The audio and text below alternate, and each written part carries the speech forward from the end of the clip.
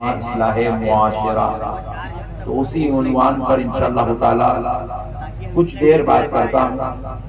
توجہ کے ساتھ اگر آپ سن لیں گے تو انشاءاللہ العزیز زندگی میں بھلا ہوگا، خیر ہوگا، اللہ تعالیٰ فضل فرمائے گا۔ پیارے دوستوں، اللہ رب العزت نے قرآن پاک میں ارشاد فرمایا تم خیر امت، تم سب سے بہترین امت۔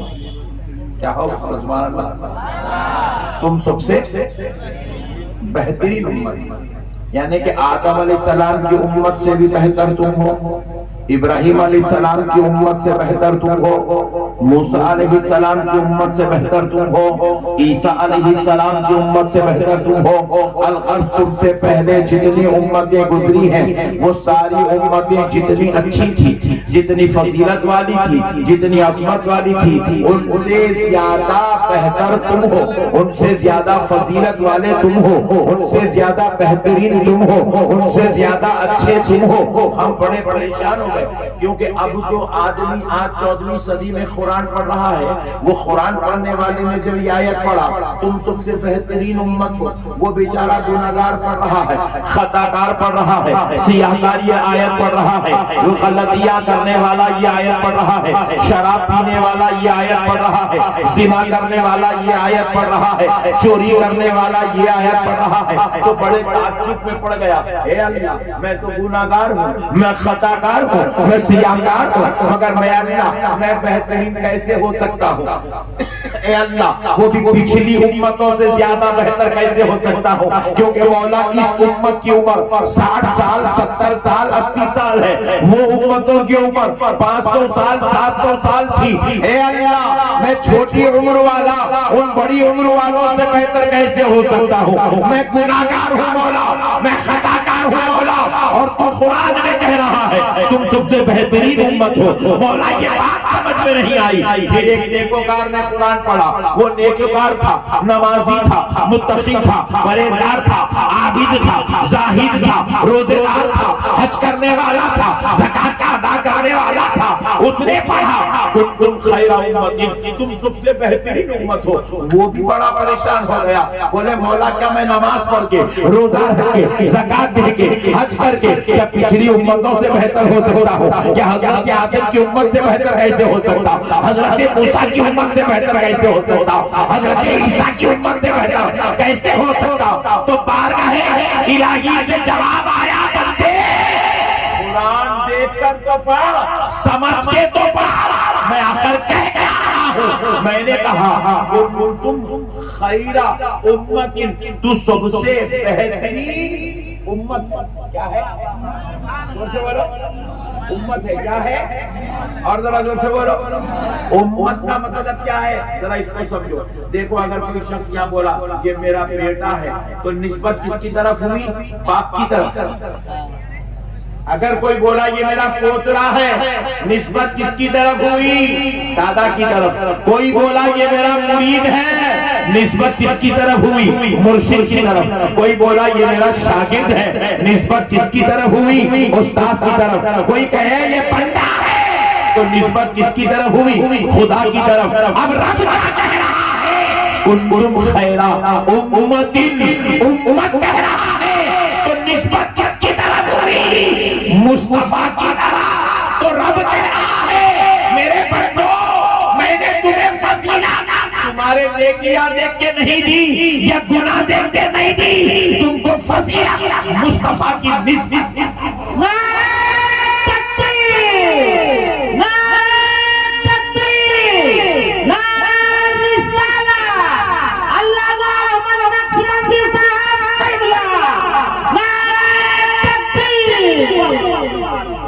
میں نے تم کو یہ فضیلت مصطفیٰ کے وسیلے سے عطا فرمائی ہے۔ نبی کے صدقے میں ہم فضیلت والے ہو گئے۔ ہمارے اعمال تو اب ہو رہے ہیں، ہم تو دنیا میں اب تشریف لائے ہیں، ہم تو 14ویں صدی میں پیدا ہونے والے ہیں، کچھ لوگ 13ویں صدی میں پیدا ہوئے، کچھ 12ویں صدی میں پیدا ہوئے، کچھ 7ویں صدی میں پیدا ہوئے، مگر قرآن تو مصطفیٰ کے زمانے میں نازل ہو رہا ہے۔ اللہ کہہ رہا ہے بندو تم قیامت تک پیدا ہوتے رہو گے، میں تم کو دیکھ کر تمہاری فضیلت کا اعلان نہیں کر رہا ہوں، میں تمہاری وجہ سے تمہاری عظمت کا اعلان نہیں کر رہا ہوں، میں مصطفیٰ کی نسبت کی وجہ سے تمہاری فضیلت کا اعلان کر رہا ہوں۔ پیارے حبیب کے صدقے میں ہم کو فضیلت والا بنا دیا گیا نہیں، اور جو بھی نعمت ہمارے پاس ہے یاد رکھو مسلمانوں، یہ نبی کے صدقے میں ملی ہے۔ نماز ہمارے پاس ہے، دینے والا خدا ہے، دلانے والے مصطفیٰ ہے۔ قرآن ہمارے پاس ہے، بھیجنے والا خدا ہے، ہمیں پہنچانے والے مصطفیٰ ہے۔ ارے ہمارے پاس عبادت ہے، کرنا خدا کے لیے ہے، مگر کروانے والا مصطفیٰ ہے۔ ہمارے پاس ماں باپ ہے، ماں باپ کا دینے والا خدا، ماں باپ کا احترام سکھانے والا۔ ہمارے پاس دولت ہے، دولت کے اسباب بنانے والا خدا، حلال اور حرام کی تمیز کرانے والا مصطفیٰ ہے۔ نبی کے بغیر کچھ بھی نہیں ہے۔ بولو جی، نہ دکھ رہا جھارکھنڈ والوں والے خاموش بیٹھے ہوئے گھر گھر کے دیکھ رہے، ٹینشن نہیں گا، کچھ چھٹی امٹی میں نہیں آتے جاتے۔ ٹینشن میں تو میرے کو رہنا چاہیے، میں لائٹ رہ رہا ہوں جان دو بول کے، جلسہ خراب نہیں ہونا بول کے، اور تم لوگ کا ٹینشن ہے۔ اب مسئلے کو سمجھو پیارے دوستو، مسئلے کو سمجھو پیارے دوستو، اب ہمارے پاس جو نعمتیں ہیں، دینے والا خدا ہے، دلانے والے مصطفیٰ۔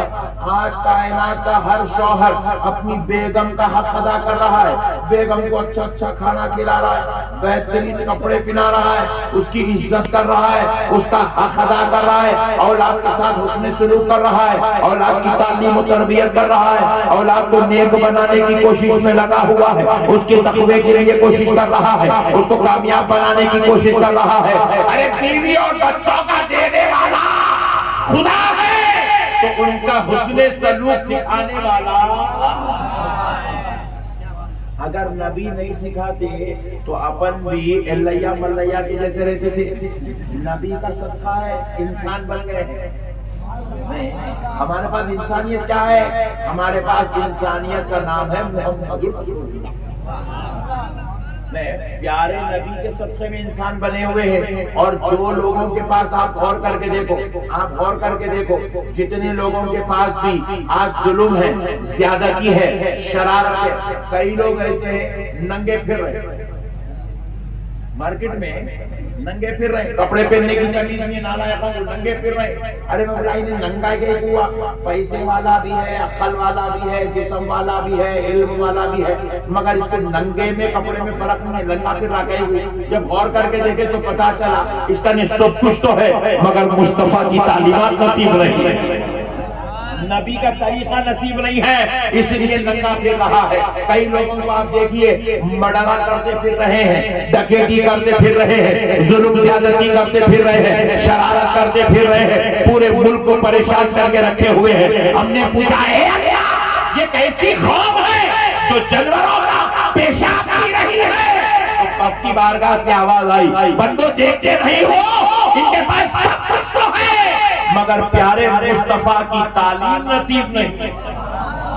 جن کے پاس سے نبی کی تعلیم ختم ہو جاتی ہے، ان میں انسان اور جانوروں میں فرق بھی ختم ہو جاتا ہے، انسانوں اور جانوروں میں فرق ختم ہو جاتا۔ آج ہم لوگ انسان بنے ہوئے ہیں، ہم جانوروں کا پیشاب نہیں پیتے ہیں، انسانوں کا پیشاب نہیں پیتے ہیں، ہم کائنات کی کسی شے کو اپنا خدا نہیں مانتے ہیں۔ کیوں نہیں مانتے؟ یہ ہمارے لیے عزت و فضیلت کی بات کیوں بن گئی؟ اس لیے بن گئی کہ یہ تعلیم ہمیں آمنہ کے لال نے عطا فرمایا ہے، رحمت للعالمین نے ہمیں یہ درس سکھایا ہے۔ سرکار کے صدقے جاؤ۔ اب اسی لیے تو ہم لوگ عام بازو والوں کو بولتے رہتے، ارے میاں یہ جو کچھ بھی تیرے پاس نعمت ہے، ٹوپی پہن رہا، داڑھی چھوڑ رہا، کرتا پیجامہ پہن رہا، نماز پڑھ رہا، دین کا کام کر رہا، یہ سارا کا سارا صدقہ پیارے مصطفیٰ کا ہے۔ نبی کے صدقے میں تیرے کو یہ سب نعمتیں ملی. نبی نہیں ہوتے تو تو بھی جانوروں کی طرح ہوتا. نبی نہیں ہوتے تو تم بھی اپنی بیویوں کا قتل کرنے والے بنتے. نبی نہیں ہوتے تو اپنی بچیوں کو زندہ دفن کرنے والے ہوتے. یہ نبی کا صدقہ ہے کہ ہمیں دین بھی نصیب ہو رہا ہے, اخلاق بھی نصیب ہو رہے ہیں, کردار بھی نصیب ہو رہا ہے, انسانیت نصیب ہو رہی ہے. تو آؤ آج کے بعد سوچ کے چلو, آج کے بعد جیئیں گے تو کافروں کے طریقے پر نہیں, مدینے والے مصطفیٰ کے طریقے پر, نبی کے طریقے پر جیئیں گے. نبی کے طریقے پر جینے کا نام ہی انسانیت ہے, اسی کا نام ہی انسانیت ہے, اسی کا نام اخلاق ہے, اسی کا نام کردار ہے. اب آؤ پیارے دوستو, ہم نے اپنے پروردگار سے کہا, اے اللہ پیارے نبی کے وسیلے سے تو نے ہم کو اتنی بڑی عزت, اتنا بڑا مقام عطا کیا کہ تمام امتوں میں ہم کو بہترین امت قرار دے دیا. اے پروردگار ذرا یہ تو بتا میرے مولا, آدم علیہ السلام کی امت تیرے بندے ہیں, حضرت ابراہیم کی امت تیرے بندے ہیں, حضرت موسیٰ کی امت تیرے بندے ہیں, حضرت عیسیٰ کی امت تیرے بندے ہیں. مولا ہم بھی تیرے بندے ہیں, مگر پروردگار تو نے یہاں پر کنتم خیرہ امتین کیوں کہا, کنتم خیرہ عبادین کیوں نہیں کہا, بہترین بندے کیوں نہیں کہا, بہترین امت کیوں کہا؟ تو بارگاہ الہی سے جواب آتا ہے, بندے ہونے میں تو وہ بھی میرے بندے ہیں, جو حضرت آدم کی امت ہے بندو وہ بھی میرے بندے ہیں, ابراہیم کی امت میرے بندے ہیں, عیسیٰ کی امت میرے بندے ہیں, موسیٰ کی امت میرے بندے ہیں, محمد کی امت میرے بندے ہیں. بندے ہونے کے اعتبار سے تم سب ایک ہو, مگر تمہیں فضیلت بندگی کے اعتبار سے نہیں, مصطفیٰ کی غلامی کے اعتبار سے عطا کیا جا رہا ہے, نسبت مصطفیٰ کی وجہ سے دیا جا رہا ہے. اب ذرا غور کرو پیارے دوستو, حضرت آدم آئے, صرف مکہ, شہر مکہ احترام والا, عزت والا تھا. حضرت نوح آئے, شہر مکہ عزت والا تھا. حضرت موسیٰ آئے, شہر مکہ عزت والا تھا. حضرت عیسیٰ آئے, صرف شہر مکہ عزت والا تھا. دنیا میں مکے کی علاوہ 1,24,000 پیغمبر آئے, مگر کوئی دوسرا شہر, دوسرا علاقہ عزت والا, احترام والا, ادب والا, تعظیم والا, مقام و مرتبے والا نہیں بنا. مگر آمنہ کے لال آ گئے, پیارے مصطفیٰ آ گئے, حضور بھی آئے تو مکے میں ہی تشریف لائے. حضور کی ولادت مکے میں ہوئی, حضور کی پیدائش مکے میں ہوئی, تو مکہ تو پہلے سے فضیلت والا تھا. آمنہ کے لال آ گئے اور عزت والا ہو گیا اور احترام والا ہو گیا. مگر پیارے مصطفیٰ نے شہر مکہ میں 53 سال اپنی زندگی کے گزارے. مکہ عزت والا رہا, مکہ احترام والا رہا, شہر مکہ تعظیم والا رہا. مگر جب 53 سال گزارنے کے بعد پیارے مصطفیٰ نے شہر مکہ کو چھوڑ دیا, رب کے حکم پر ہجرت کا حکم ہوا, پیارے مصطفیٰ نے چھوڑ کے اب حضور مکے سے ہجرت کر کے یثرب کی طرف تشریف لے جا رہے ہیں, یثرب کی طرف تشریف لے جا رہے ہیں. جیسے ہی پیارے مصطفیٰ نے یثرب میں قدم رکھا تو اب یثرب نہ رہا, مدینہ بن گیا, مدینہ بن گیا. تو اب تک مکہ عزت والا تھا, مصطفیٰ کے قدم کی برکت دیکھیے, مدینہ بھی عزت والا ہو گیا, مدینہ بھی احترام والا ہو گیا, مدینہ بھی حرم کا درجہ پا گیا, مدینہ بھی معزز و محترم ہو گیا, شان عظمت والا بن گیا. تو پتہ کیا چلا, اللہ نے پیارے مصطفیٰ کو اس شان کا مالک بنایا, اس رتبے کا مالک بنایا کہ حبیب خدا قدم رکھ دے تو شہر مدینہ حرم والا ہو گیا, عزت والا ہو گیا. ایک بات سن لو دوستو, حضرت نبی مکرم صلی اللہ علیہ وآلہ وسلم پیارے حبیب علیہ السلام جب یثرب میں قدم رکھ رہے تھے, جب یثرب میں قدم رکھ رہے تھے تو حضرت ابو بکر ساتھ میں تھے, حضرت عمر ساتھ میں تھے, حضرت عثمان ساتھ میں تھے, اور دیگر جلیل القدر صحابہ پیارے مصطفیٰ کے ساتھ تھے. صحابہ اکرام نے دیکھا کہ اب یثرب میں, اب صحابہ نے دیکھا کہ ہم یثرب میں داخل ہو رہے ہیں, تو صحابہ نے اپنے اماموں کے کپڑے لے کر اپنے ناک اور منہ پہ ڈھانپ لیے. رسول اللہ نے پوچھا, صحابیوں تم نے اپنے چہروں پہ کپڑوں کو کیوں ڈھانپ لیا؟ تو صحابہ کرام نے عرض کیا یا رسول اللہ اس لیے ڈھانک لیے کیونکہ ہم نے سنا ہے کہ یہاں کی ہوا میں بیماریاں ہیں، یہاں کی ہوا میں وبائیں ہیں، یہاں کی ہوا میں امراض ہے، ہم نے اس لیے اپنے چہروں کو کپڑوں سے ڈھانک لیا تاکہ یہاں کی ہوا ہمارے اندر داخل نہ ہو۔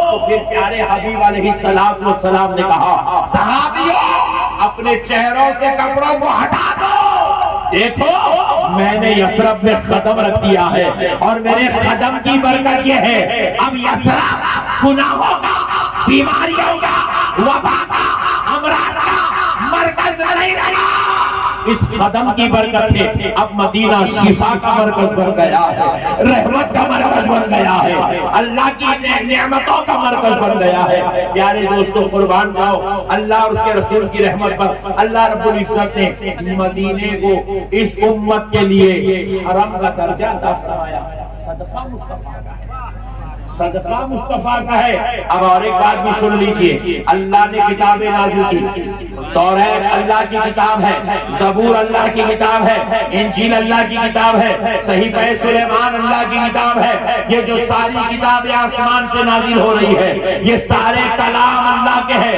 توریت اللہ کا کلام، زبور اللہ کا کلام، انجیل اللہ کا کلام، مگر اے پیارے دوستوں ذرا غور کر کے سنو، قرآن مجید بھی اللہ کا کلام ہے، قرآن مجید بھی اللہ کا کلام ہے۔ اب ذرا غور کیجئے گا، قرآن اللہ کا کلام ہے مگر سارے کلاموں میں سب سے زیادہ فضیلت والا کلام قرآن مجید ہے، توریت سے بھی زیادہ فضیلت والا کلام قرآن ہے، زبور سے زیادہ فضیلت والا کلام قرآن ہے، انجیل سے زیادہ فضیلت والا کلام قرآن ہے، صحیفہ سلیمانی سے زیادہ فضیلت والا کلام قرآن ہے۔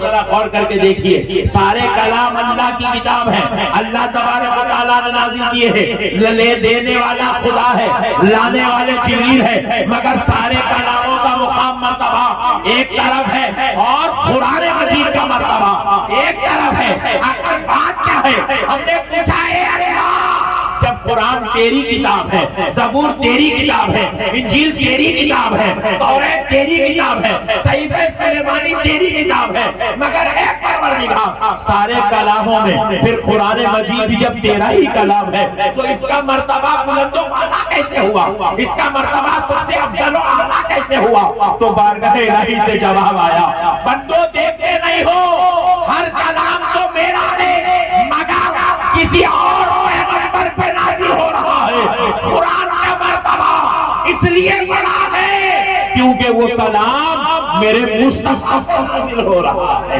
میرے حبیب پہ نازل ہو رہا ہے۔ نسبت مصطفیٰ کی ہے کہ قرآن مجید کو تمام کلاموں میں سب سے زیادہ افضل ہونے کا مرتبہ نصیب ہوا۔ میرے بھائیوں اللہ کا واسطہ نبی سے سچی محبت رکھو، نبی سے تعلق جوڑ کے رکھو، نبی کی غلامی اختیار کرو، نبی سے وابستگی اختیار کرو۔ امید کرتا ہوں کہ آپ کے بھائیوں نے جس شان سے اس جلسے کو سجایا ہے، آپ اس کے جو پیغام آپ کو علماء کے ذریعے ملا ہے اس کو آپ اپنے دلوں میں بسا کر عمل کی سعادت حاصل کریں گے۔ اس دعا کے ساتھ میں اپنی بات کو ختم کرتا ہوں۔ اللہ تعالیٰ اپنے حبیب کے صدقے میں ہم سب کو دین مبین کی بات سیکھنے، سننے، سمجھنے اور عمل پیرا ہونے کی توفیق عطا فرمائے۔ وما علینا الا البلاغ والحمد للہ رب العالمین۔